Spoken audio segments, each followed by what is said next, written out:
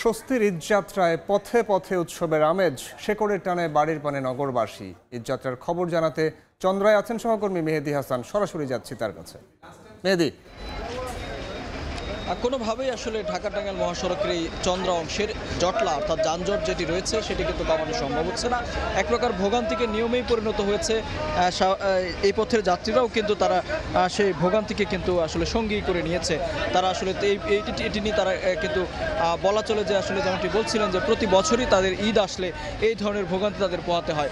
একটু জানিয়ে রাখি যে এই সড়কে যারা চলাচল করেন এবং এই পথ ধরে যারা আসলে উত্তরের 22 জেলার মানুষ যারা আসলে ঈদের নারী টানে বাড়ির পানে ছুটছেন, তারা যেটি বলছেন যে এই সড়কে আসার পর বিশেষ করে দূরপাল্লার যে যানবাহন সেটি কিন্তু এক ধরনের সংকট রয়েছে। শুধুমাত্র এই মুহূর্তে আমরা দেখতে পাচ্ছি রাজধানীতে চলাচলকারী যেই লোকাল পরিবহনগুলো সেই পরিবহনগুলি কিন্তু এইখানে সিরিয়াল ধরে কিন্তু তারা যাত্রী তুলছেন। বিশেষ করে এই চন্দ্রা থেকে বগুড়া 500 টাকা ভাড়া এবং রংপুর কিন্তু তারা 1000 থেকে 1200 টাকা ভাড়া নির্ধারণ করা হয়েছে। মহাসড়কের চিত্র যদি বলি, ঢাকা থেকে যে যানবাহনগুলো ছেড়ে আসছে সেগুলো কিন্তু একটু বেশ জটলার মধ্যে পড়েছে। কেননা একটু জানিয়ে রাখি যে এই চন্দ্রা যে অংশটুকু রয়েছে এই অংশে কিন্তু গাজীপুর থেকে মহাসড়ক যে সড়কটি এসেছে এবং ঢাকা থেকে যে সড়কটি এসেছে, দুটি সড়ক কিন্তু এখানে এসে একত্রিত হয়েছে, যার ফলে আসলে যে যানবাহনের চাপ সেটি কিন্তু এখানে একটু বেশি লক্ষ্য করা যাচ্ছে। আমরা কথা বলেছিলাম পরিবহন মালিকদের সাথে, তারা আসলে যেমনটি বলছেন যে সড়কের মধ্যে একটি ডিভাইডার দিয়ে কিন্তু এই দুটি মহাসড়ককে কিন্তু এক করে দেওয়া হয়েছে। সেই ডিভাইডারের কারণেই কিন্তু কোনো পরিবহন চাইলেও কিন্তু বের হয়ে, বিশেষ করে এই যে সার্ভিস লেন রয়েছে সেই সার্ভিস লেনটি ফাঁকা রয়েছে, সেই সার্ভিস লেনে আসতে পারছে না।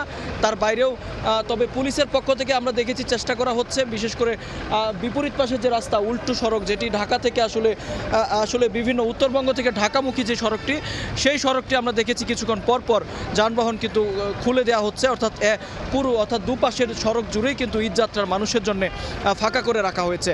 কিছুক্ষণ আগে আমরা সন্ধ্যার আগে নাগাদ আমরা দেখেছি মানুষের মধ্যে এক ধরনের ক্ষোভ তৈরি হয়েছে, বিশেষ করে যারা আসলে এই ডিভাইডারের কারণে গাড়িতে উঠতে পারছেন না, তারা কিন্তু ডিভাইডার ভেঙে কিন্তু তারা আসলে মূল সড়কে চলে গিয়েছিল। তবে আইনশৃঙ্খলা বাহিনীর পক্ষ থেকে যথেষ্ট চেষ্টা করা হচ্ছে আসলে তাদেরকে নিয়ন্ত্রণে রাখার জন্য।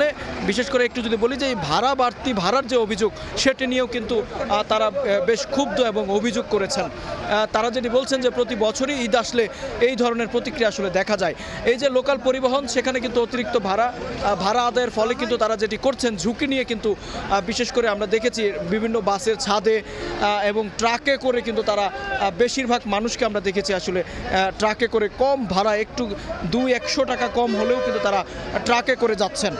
এর বাইরেও আমরা কথা বলেছিলাম পরিবহন মালিকদের সাথে, তারা আসলে যেমনটি বলছেন যে ঈদ আসলে যেহেতু এই পরিবহনগুলো ভর্তি যাত্রী বোঝাই করে উত্তরবঙ্গে যায় এবং ঢাকায় ফেরত আসার সময় কিন্তু তাদেরকে খালি আসতে হয়, সেই জন্যই তারা অতিরিক্ত ভাড়া দাবি করছেন।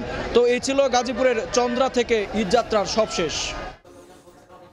গাজীপুরের চন্দ্রা থেকে যুক্ত হয়েছিলেন সহকর্মী মেহেদি হাসান, জানাচ্ছিলেন ঈদযাত্রার খবর।